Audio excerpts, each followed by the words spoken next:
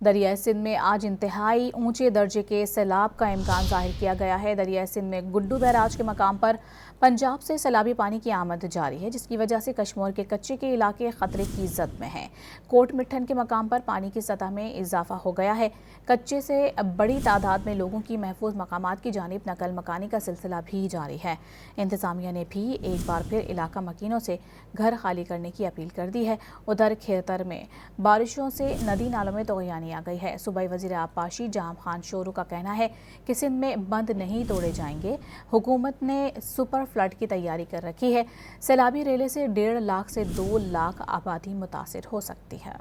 انتظامیہ نے بھی ایک بار پھر علاقہ مکینوں سے گھر خالی کرنے کی اپیل کر دی ہے۔ ادھر کھیتر میں بارشوں سے ندی نالوں میں طغیانی آ گئی ہے۔ صوبائی وزیر آبپاشی جام خان شورو کا کہنا ہے کہ سندھ میں بند نہیں توڑے جائیں گے۔ حکومت نے سپر فلڈ کی تیاری کر رکھی ہے۔ سیلابی ریلے سے 1.5 لاکھ سے 2 لاکھ آبادی متاثر ہو سکتی ہے۔